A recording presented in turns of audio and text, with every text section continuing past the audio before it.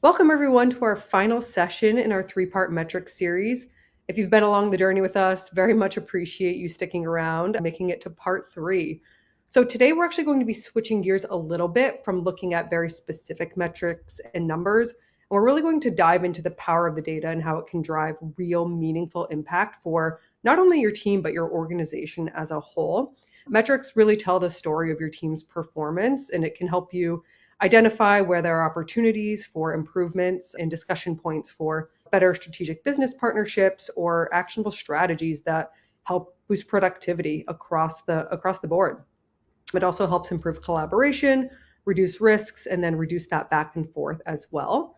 So we're also going to discuss how to present these insights in a way that hopefully will better resonate with stakeholders across the business and foster that collaboration that I mentioned. So just to recap, we're going to show you how you can unlock the potential of data-driven operations and how your team can deliver measurable results and create lasting impact. So let's get started. One housekeeping item, please use the Q&A box if you have any questions. We will send out the recording and the slides after this webinar, generally within 48 hours or so. So with that, I am Mary. I manage our brand and comms team at LinkSquares, and I'll pass it off to Simon to introduce himself. Hi there. Thanks, Mary. Excited to be here today. Simon Skanchi, VP of Operations at LinkSquares. I spend most of my time managing the services and support groups, and I'm happy to be here talking about two of my favorite things. One, how do you use data?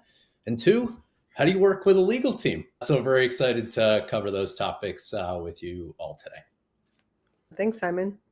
My name's Jonathan Greenblatt. I'm the Vice President of Legal here at LinkSquares, and we often work with Simon's team to help get data for us to both understand what's going on with our legal operations and then to get the insights and then take action, as Mary had mentioned. So looking forward to talking about this today.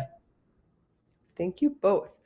I just want to recap our session too, just so if anybody missed it, you don't feel left out of the conversation here. So we explored 5 legal key metrics. So volume metrics, total number of requests, team efficiency, time to close, and those bottom of funnel metrics. So really who has the pen, and then just discovering how legal has the best insight into really where things lie, especially on those bottom of funnel.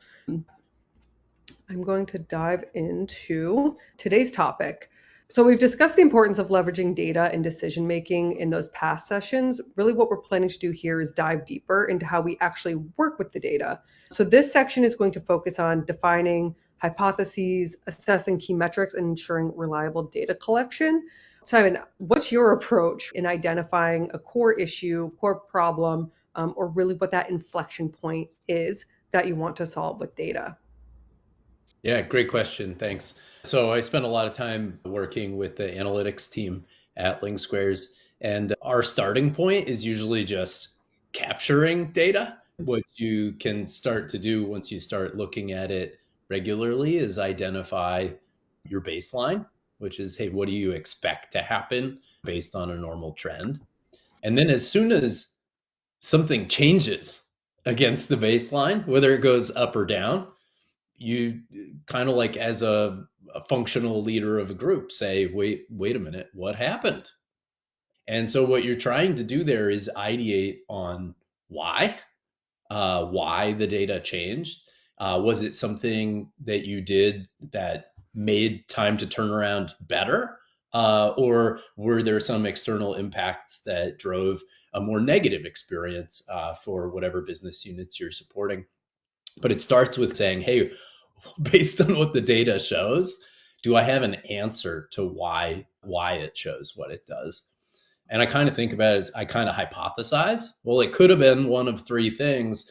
Now let's go down the avenue of sort of proving out to the best that we can whether what we thought was driving the result actually drove the result. And therein, I think you're kind of going through kind of like what I think of as the scientific method, because what you want to do is, if you really understand what happened, then you say, hey, that was a good outcome, let's do more of it.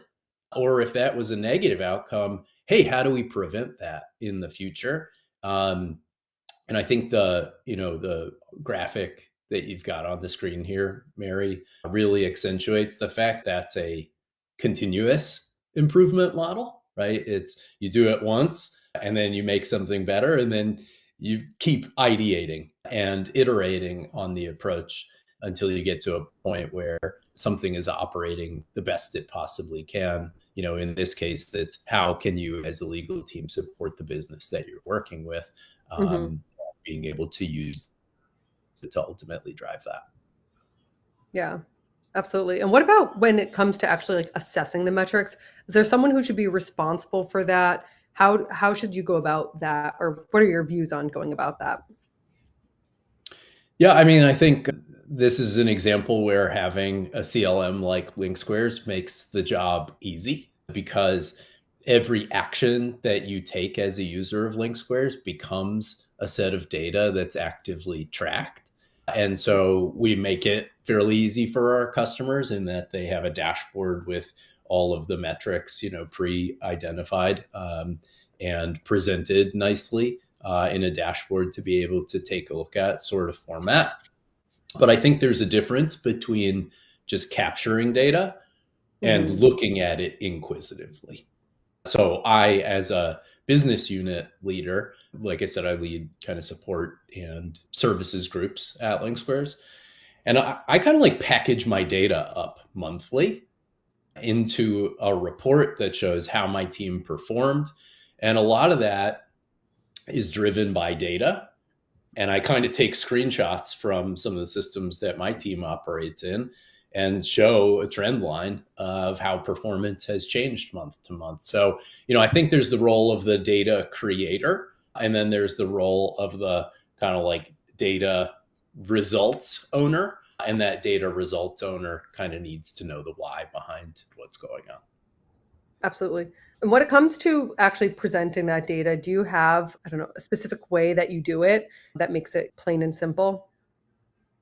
I'm pretty opinionated in this area that one single data point in a vacuum means absolutely nothing. We signed 100 contracts. Okay, great. How many did you sign last month and the month before that? What about year over year? And so my very simple opinion is an annual trend line tells you 10x more information than a single data point and can actually be used to derive analysis and understand what's going on. So yeah, that's my kind of super simple response is watch data over a time horizon. What Simon talked about, we've been doing internally here at LinkSquares and how we're using data. We as the aggregator, we generally use our platform, which has been great, and it saves us a lot of time in getting the data because some of the challenges Mm-hmm. oftentimes have been historically with legal teams in particular, just getting the data. But then now starting to run our dashboards on a weekly, monthly, quarterly, and annual cadence and looking at that Mm-hmm. data within those trend lines is we found to be extremely valuable. And we'll talk a little bit later about some of the actions we've been able to take after looking at that data. But first, as Simon said, the most important thing was just establishing that baseline. Yeah, absolutely. Great. So let's actually get into a real world example, really, of what the two of you are talking about here. So basically, what we've done is we've broken this conversation up into two main scenarios. So let's dive into scenario one. This touches on some critical challenges like the lack of clear metrics to fully understand the legals team impact on revenue. Jonathan, do you want to give us a little bit more information about this specific scenario, and then we can get into kind of what the inflection point was and what you did to identify and iterate on it? Yeah, and this is something where we worked really closely with Simon, who has a lot of great ideas about how to structure the data and be able to report on it. But essentially, the Mhm. basic problem we had is we wanted to be able to understand what was legal's impact on the revenue function of LinkSquares. How did we contribute? And then understand both what we are doing that's effective, not effective, but also use it to tell our story and to really bolster the narrative about all the contributions that the legal team is making to the sales function. And I think oftentimes, if you can't show your value, legal is now looked at as this cost center, or probably for most of let's say, revenue organizations, more of just that blocker role. And they're not seeing you in the sense of contributing to the bottom line and contributing to those sales. But really, you flip the script when you're able to actually say, well, this is the legal impact on revenue. And the more you can have a supportive legal team, the greater the impact you can have on your revenue, potentially the faster the revenue can get closed. And the revenue team starts to look at legal as this business partner and really a piece of the revenue process as opposed to something entirely separate. One thing I'll add is part of our recognition here in utilizing LinkSquares so much internally is we've really enabled our sales team to self-serve in quite a few commercial agreements. So legal only gets involved in a portion of the time. So to actually get a true look at our forecast as a business for any given month or quarter, you kind of have to add legal's contribution and the non-legal deals being done simultaneously to net it all up and understand where your total forecast lies. And so some of what we were trying to do here is understand each component individually and go deep there, but also understand the sum of the two parts and how they play in together effectively. And part of what that enabled us to do is not just answer backward facing contributions like in history or up to date currently in the month, but actually use it to be able to predict forward looking revenue and understand sort of seasonal trends based on some of what we had seen previously. So in order to do that, what we did is we came up with a dashboard that's essentially taking the data we have from LinkSquares and marrying that to our CRM data. And we were able to, and this is available actually as one of our theme dashboards, but run a report to state what was the contribution of legal's impact in the negotiated agreements versus what were the separate agreements that were negotiated by sales on their own through a standard order form that did not require legal support. So break those up into two different silos. And now we can start talking about what is that impact of legal, what percent of the revenue actually was worked on by the legal department. And so that was now showing us, as well as our sales counterparts, what are our contributions to that revenue. Then we also started starting to understand where revenue is at a point in time within the legal process. So you have your negotiated agreements. You're going to have deals that are with the legal team. You're going to have deals that have been reviewed by the legal team and are now with the other side. And oftentimes you may have deals that are just sitting for approvals, or they're all approved, both sides have agreed, but nobody's signed it yet. So where is the revenue within that cycle? And that's been really impactful to understand for both the legal org, to understand it's end of the month, it's end of the quarter, and folks are wondering where deals are. Just being able to understand how much revenue is in each of the states is extremely impactful. And also being able to provide some level of predictive analytics, because if a deal is waiting to be signed, it's more likely to close than if it is sitting with the legal team and it's the last day of the quarter. We did have a question come in. Whoever wants to answer it. How do you balance short-term results with long-term trends? I can take this one. So I think about forward planning when I'm thinking about long-term trends. What do I need to be ready for in the future? But that takes a lot of lead time, because typically being ready for something in the future means I need to staff up or staff down based on the demands of the business. Versus when I'm thinking about short-term trends, I'm thinking about prioritization, right? Because you have a finite amount of resources, and if something all of a sudden happens that you didn't expect, you have to shift how you allocate those resources to be able to deliver on what's most important. But I think the question is a really good one, because you can't just take one view on evaluating data. You have to both balance short-term and priorities with, where do I need to go with my business unit over time. So that's my take. Jonathan, anything to add? No, I think that's how I think about it too. It's just that prioritization in that near term, and then as you start thinking more long term, it's, well, now how do you resource or how do you make some change that's going to impact your organization over a longer period of time?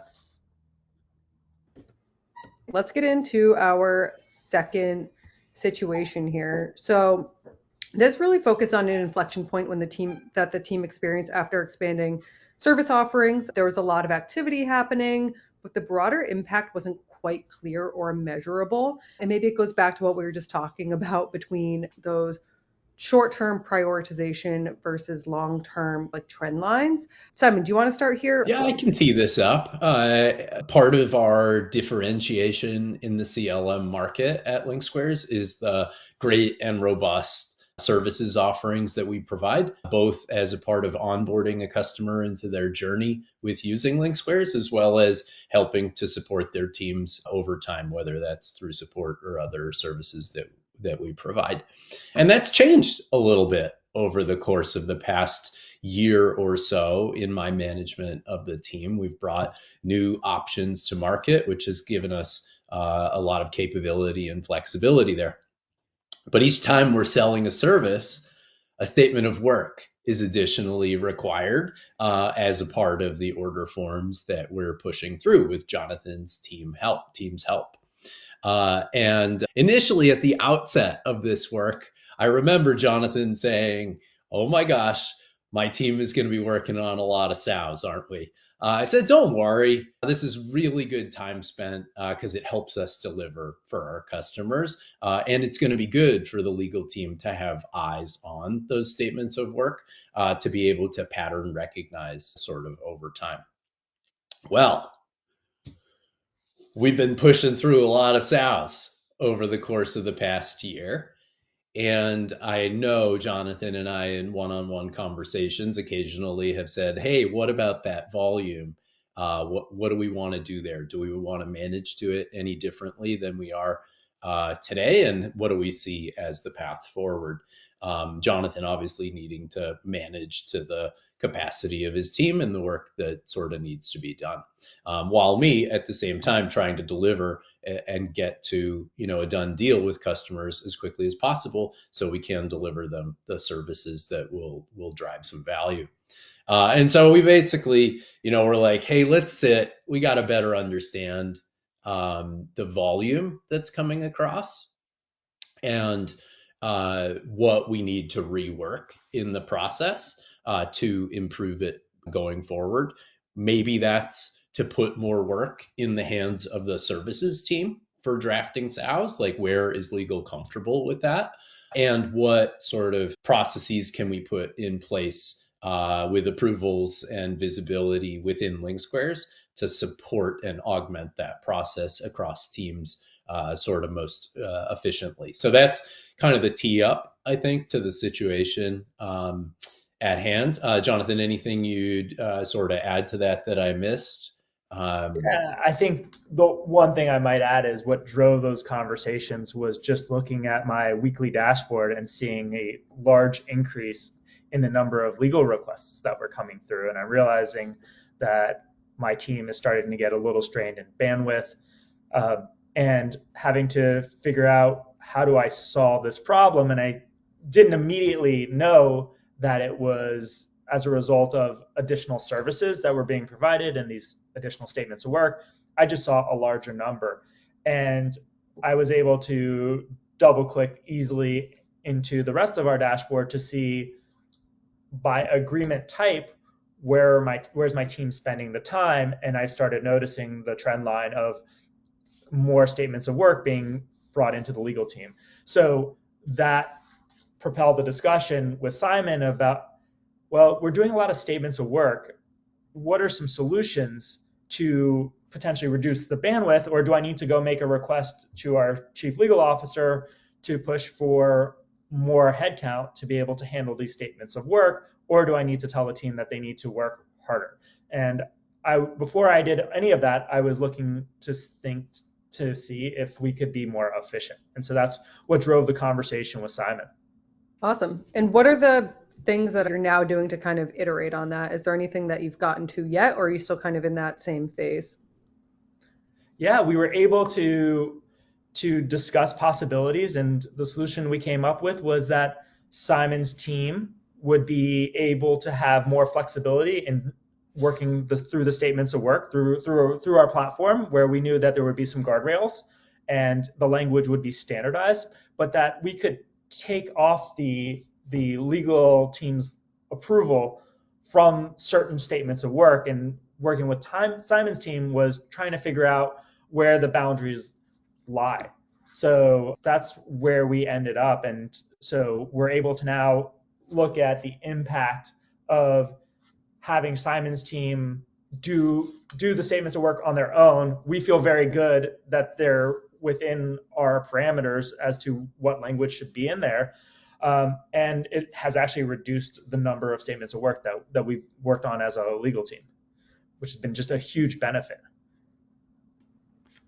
Yeah, one other thing I'd add is it's because the process involved legal over the course of a year, where we started to understand where the common language pitfalls existed and where negotiation back and forth with our customers tended to lie. So that really helped us in being able to analyze all that we'd seen over that year to be able to establish the standard approved terms and the slight variations of those that actually enabled my team to operate in the way that Jonathan's describing, and give, I believe, Jonathan and the rest of the legal team comfort that what we were delivering met the bar of what the LinkSquares legal team would bring to the table themselves. And I think this creates, not just for the legal team, really good kind of like efficiency in the way they work. They want to work on the hardest problems, not the, simple standard ones.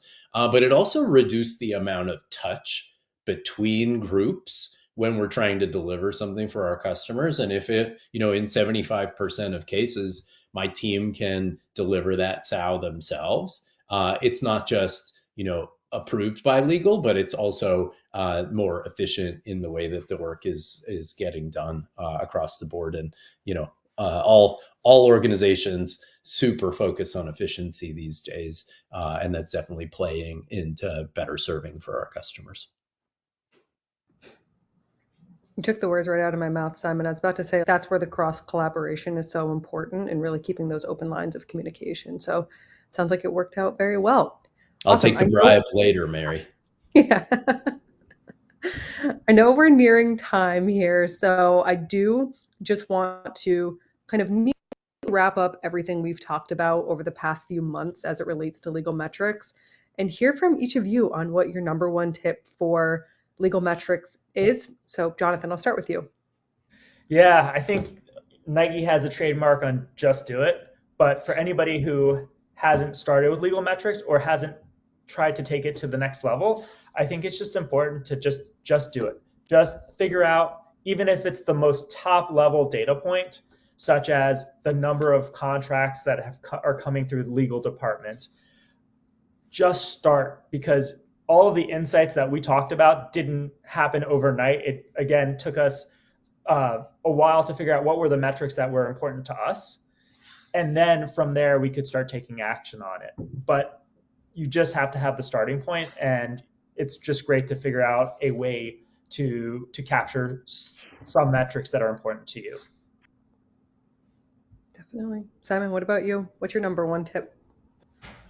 Yeah, I think it might be the second bullet on the slide. My kind of voiceover here is, and it's not dissimilar from Jonathan's. Part of getting started, I think, is to really understand what is your baseline. I think, as I was talking about earlier, because it just becomes so much more important to understand the baseline so that you can ask why when something all of a sudden is different. That's really taking the step from just tracking data for the sake of it to really understanding it and using it to drive improvement in your business. That's what we're all here to do at the end of the day, right? Fantastic. Thank you both. And thank you everyone for joining us. If you do have any additional questions, please feel free to reach out to webinars@linksquares.com.